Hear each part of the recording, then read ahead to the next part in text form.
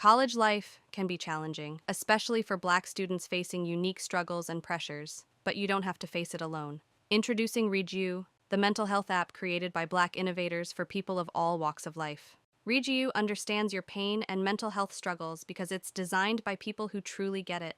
With Read You, you have access to culturally competent therapists, stress reduction techniques, and a supportive community all at your fingertips. Get ready to join a community that understands you, supports you, and helps you thrive.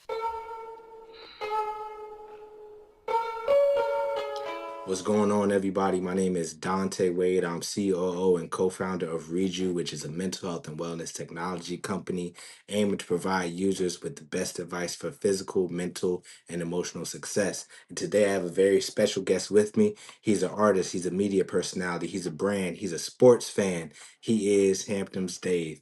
Hamptons Dave, it's a pleasure to meet you, good brother. Thank you for joining me Hey, today. what's good? Thank you for having me on. Yeah, What's up? 100%. 100%. And Ryan talked you up a whole lot. I did a lot of research on your page, just getting to know you a little bit. So I really just want to dive into it. Hip hop in the Hamptons. When It, people think about hip hop, the Hamptons isn't the first place that comes to mind. Me being from North Jersey, we always thought, party destination, rich folk, yep. a little bit more prim proper. But from listening to your lyrics and knowing a little bit about your story, you show a side of the Hamptons that many people may never get to know or never thought they would know. So, how do we get from where you were to where you are? What was the introduction to hip hop? Uh, Introduction had to start. Probably my older brother was a big hip hop fan. He was 9 years older than me, and pretty much ever since I can remember or start comprehending anything, I listened to everything he was listening to. So that was like early '90s. I remember I'd get Mhm, up, we listen to the '90s Hot '97 morning show every morning. When I was mhm, like 2 years old, 3 years old, I'd jump in, I'd run to his room, and he'd have it on. And I remember the first tape I had was Super Cat, Don Dada. mhm, Yeah, I don't mhm. know why he liked reggae like that. He loved that reggae. But that was the first tape I had, and I've just been in love with hip hop ever since. And then, you know, I always, yeah, I never really went with the regulars out here. I'm very different than a Mhm, lot of people out here.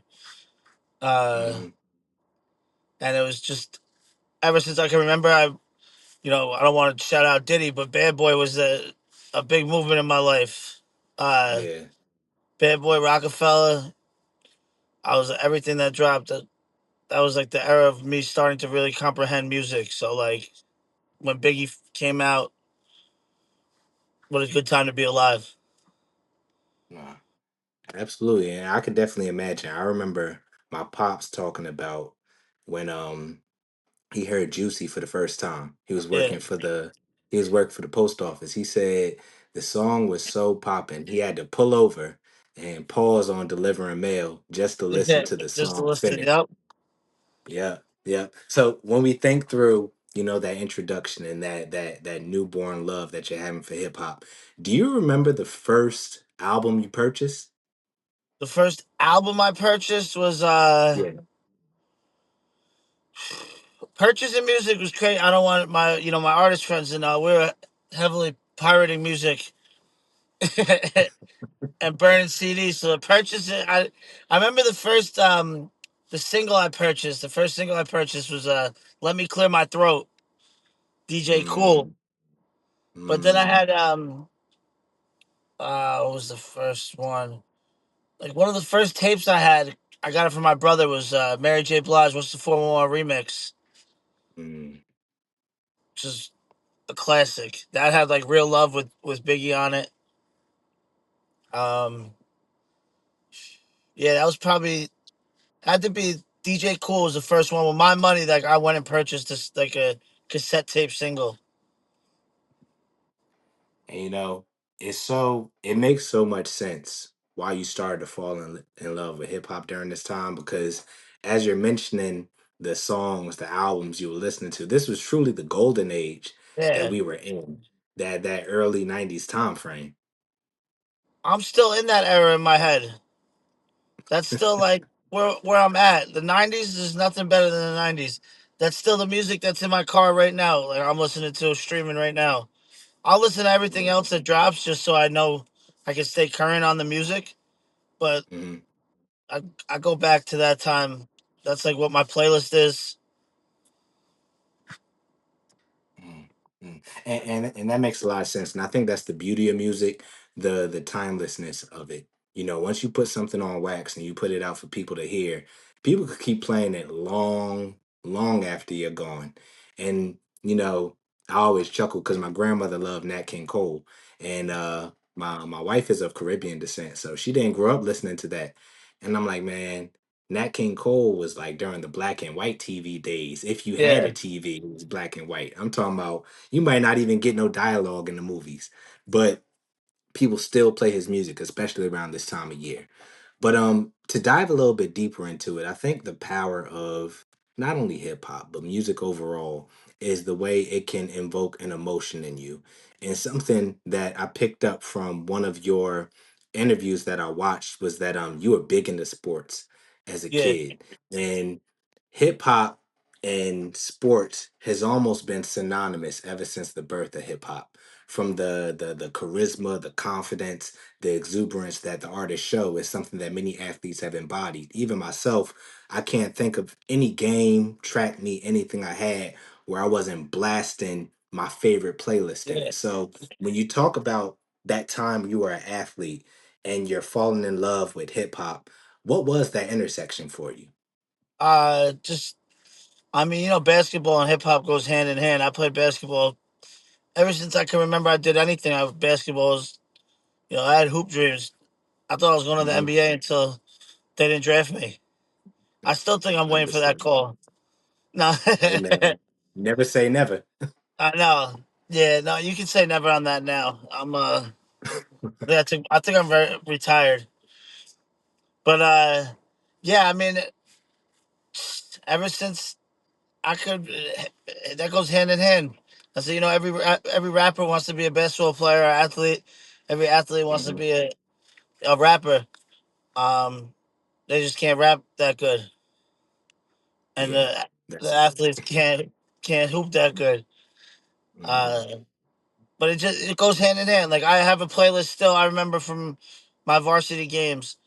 I had a playlist that I would listen to when I go to play, and now when I go to play, I listen to those same songs still. All right.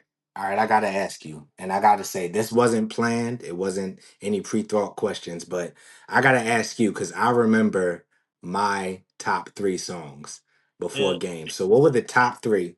If you can remember three, you could give me two or one if that's yeah. better. No, But I what were remember the the exact. I'd listen to West Side Story by Game. I would listen okay? to Special Delivery Remix, and then I listen to Jesus Walks right before I go out to the court. Ooh, that's a good one. For me, I used to listen to Three Pete by Lil Wayne, Okay. especially my junior year. I was listening to Three Yeah. Pete all the time. Um, I was also it was a lot of Lil Wayne. I was listening to because No Ceilings came out at that time, Yeah. so I I was mean that listening to era mixtape Wayne was an era in its own. oh yeah, yeah. I'd probably say I could listen to No Ceilings or oh man, Sorry for the Wait. Either one of Yeah, those two mixtapes was interchangeable before games or track meets or anything. man, Wayne So was nice. so as you're moving forward, you know, you're listening to the music, you're doing your thing as an athlete, you have the hoop dreams. At what point did you say, you know what, I want to start making this music? I love the music, but I think I could get in the booth and spit a 16 too. So what was that point where you say, you know what, instead of consuming, I think it's time to create? Um, ever, I mean, going back, I had one of my really good friends. Ryan too. We hang out Hmm. and we freestyle. That's like what we did. Ever since Yeah. high school. One of my good friends, my boy Darren, he was, he was nice. He was like the nicest around with us, like all the people I know. So any chance we got, um, you know, ride around, light up some candles, and go for a ride Hmm. and freestyle, and just any instrumental that came out, I would try to freestyle too. And then I met some people in college that had, you know, a booth that we can go in. I said, you know, let's make some music and see how it goes. It's really just all freestyling, ciphers with my boys back in the day. That's dope. Killing That's Ryan. dope. Ryan still can't rap better than me, so I know he's Hey man. listening. Hey man, the next episode we could have a live siphon, try to decide who's who. I could I funk would blast love the that. flex it Ryan and drop always the beat. Something always comes up with Ryan when we have to do that though. So I know he's probably gonna be busy or his mic's not gonna work or something. Understood. Ryan, you're seeing this, so I hope you could back up some of the talk because this is on live right now. We're not cutting this part out. Um, Yeah. but no, and I smile as we Your mic's off. listen. I hope y'all are tuning in. Psych and Hip Hop Scythe coming soon. And I smile as you talk because I know I started off the conversation talking about, when you think the Hamptons and hip hop, somebody who's not from that area may not think it's synonymous. But when you talk about lighting the candles with your boys, riding around Syph and listening to beats, I'm like, yo, we're really not too different. And when I No, it's say the we, I same. mean people. We're Yeah, really I not went too to different. college. I went to college in Buffalo, and all my boys were from Syracuse, the inner city Hmm. of Syracuse, and we did the exact same thing. Literally, Hmm. like it was like just I got in another car, and it was just the same exact thing going on with a different group of people. Hip hop Hmm. and sports. I met some of my best friends in my life through that, and from way different culture, way different upbringings, way different way of lives. Uh, it just you know, if you know the culture as Ryan, Ryan was a vulture. That's why he got in. So he was flying high, looking down at the culture. He flew right in, swooped himself right in. So Man. But it's great unifiers. When we talk yeah, about music and sports, they're unifiers. It's something that brings joy to people, and it's a shared determination in it. So I want to go to back to when you was in college. You started to get some time in the booth. You start to realize, like, all right, maybe I'm not going to the A. Maybe going pro isn't what I'm gonna do. So when you were deciding what your life was gonna look like during that time period, transitioning from college to adulthood, was music surefire the route you wanted to go, or were you thinking media entertainment? But what was that postgraduate time like for you? Because I know a lot of people get depressed once they graduate because they don't know what yeah, they're going to do. yeah, definitely. I mean, music's always gonna be in my life. Those ciphers are Hmm. not going anywhere. No matter what I do, no matter how grown up I get, whatever, I'll probably still be doing the same thing with that, with music and my love for it. Um, yeah, it was probably once me and Ryan started doing the show Hmm. that, and we linked up with some other people. We linked up with Mr. Cheeks, and then we ended up being in studios and just seeing it all work out and seeing how everything does, and then having the chance to actually get in a studio and record myself, and then listen back, and work on things here and there. So it was probably the time where I started getting into the media and Hmm. doing the show. That also I saw like the opportunity to jump in and actually start recording, and I think the timing was right. I never wanted to just go and do it if it's going to be terrible. If I'm not ready to record, I don't. I'm not. I don't want to. I'm not going to be bad or be terrible. I'm not putting something terrible out. If I put something out, it's going to be good. Yeah, yeah. That's because you respect the game. Yeah. You respect the game. So I got to ask this too, and I'm thinking And who from. really likes listening to white rappers? So I got to be fire if I'm going to go out. I've dropped something. It's got to be fire. It can't be corny. I'm not dropping something corny. Yeah, yeah. And I was listening to the song you did with Aguilar. Shout out Aguilar to Don. Yeah. And I can't remember the name of the song, but the music video was Scarface. It was like Scarface. Fits and Scarface. Yeah. And I heard your verse on it. I said, nah, he could rap for real. He ain't up here playing around. No, that was just a freestyle. I didn't even know I was gonna be on that song. We were just in the studio, and it was me, him, and Tragedy. Mm, And I remember Tragedy gonna get mad at this. I said a line something about Kid from Hamptons being the king of Queens, and I was looking at Trage, and he got tight with me. You know, Tragedy QB legend. Shout out to Tragedy Gaddafi. That's my brother. He's somebody that like mentored me into hip hop also, and he's for people that don't know, do your research. That's the intelligent hoodlum. He was Nas pretty much before Nas from Queensbridge. Mm, appreciate that, gang. Appreciate that. Now, let me ask you this, because music in its essence is one of the most expressive ways that somebody could display their creativity. And make no doubt about it, you being a creative, somebody who didn't go a traditional career route of, all right, I'm going to enroll in, the police academy, or I'm going to enroll in, plumbing or any other profession that's a little bit more of a straight line to get to where you want to go. Obviously, it's no shade to those individuals, but you being a creative, To one tell of me those about. individuals. I'm gonna throw shade, not the plumbing, but the whoever chose to go the other route that you described. I'll throw a little shade at them. But sorry to Listen, man. interrupt. Nah, you good to go. You good to go. But I want to ask you to that point, because you're a creative. Creatives have to blaze their own trail. You have to make the connections. You have to really carve out your path. You have to figure out what your professional life is going to look like. And I'd say it's oftentimes harder because you're going off of where your heart is leading you, Yeah. not necessarily where society, the status quo is leading you. So tell me a little bit about the mindset that you had to adopt to keep going even when the path didn't look super clear for you. There's a lot of ups and downs, man. Just the road Mhm, that me and Ryan had, with the show, to where we mhm, started on Long Island, and then, my time in Long Island, I had to get out, so I moved to the city. Same thing with mhm, Ryan. Ryan kept it going, held it down. Got a new cast, and Ryan's a boss. He's anybody that wants to get into media. I think they should study Ryan and just how hard his work ethic, and that's the only compliment I'm giving him.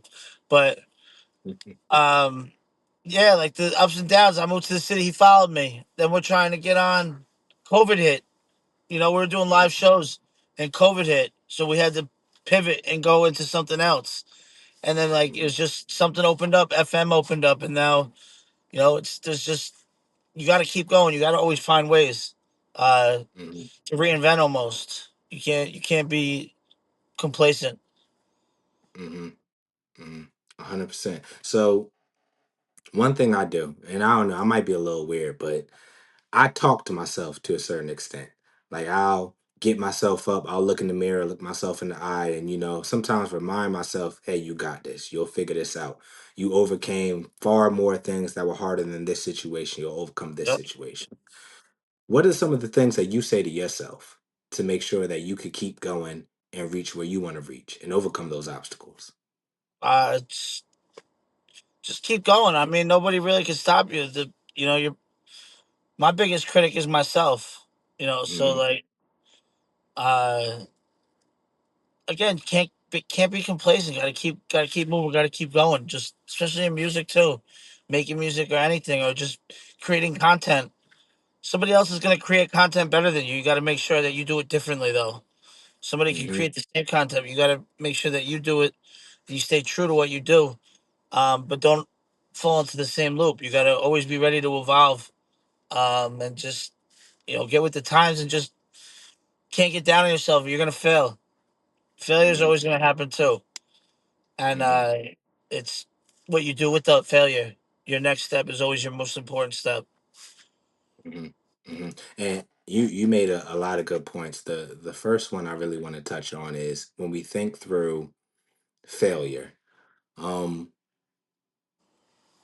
if you're willing to share, what has been a failure or what you thought in the moment was a failure over the course of your career that ended up turning around and being a blessing for you? Um, Probably the biggest failure in my life was going to college, and I got recruited to play basketball there, and I got cut from the team Mm, after a year. And I was going to transfer, and I said, you know what? That's when I realized I'm not going to go to the league. I could still play. All my friends are still top players on the team. I still play in competitive leagues everywhere. I could still play, and I liked my college. I think my life would have been different if I didn't go. If I never went to Buffalo, I would have been a lot of different. I think very different. I met a lot of people that changed my life in school. People to this day that had great impacts on me, and just decisions to live.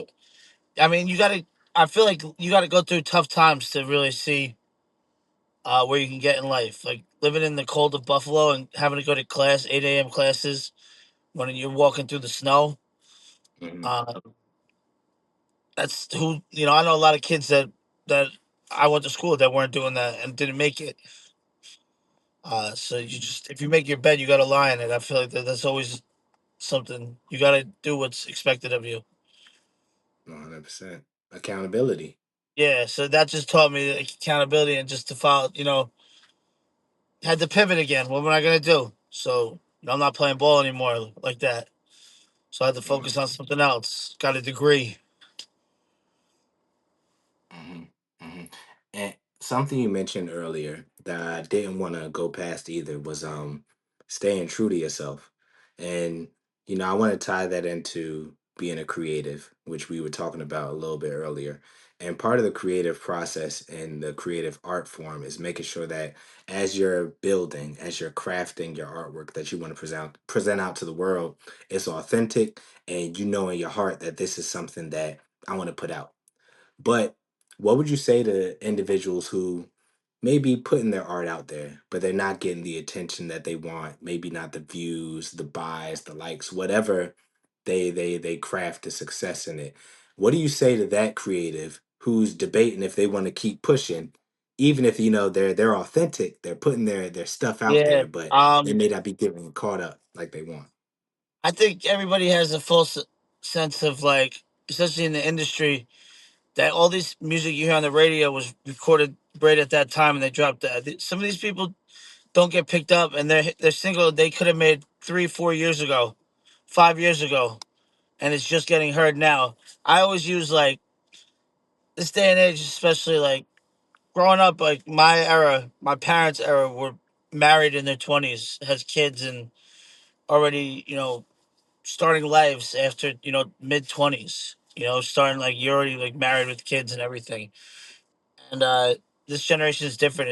You don't have to go by that timeline.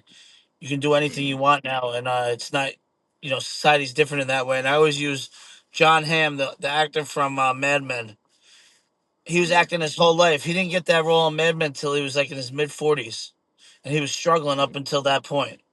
And now he's like one of the Yeah. top actors in the world. So like Yeah.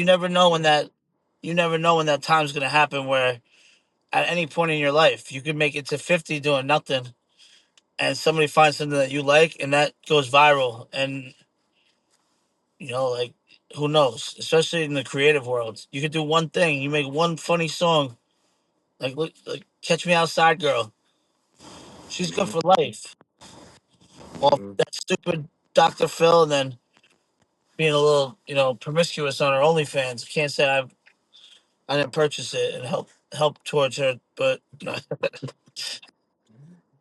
And it was a donation. yeah, yeah, yeah. The best Yeah, nation. but but nah, that's real though. That's real, and it's real because you could work your whole life to be an overnight success, Yep. It only takes that and one it's thing to like get people will. discovered.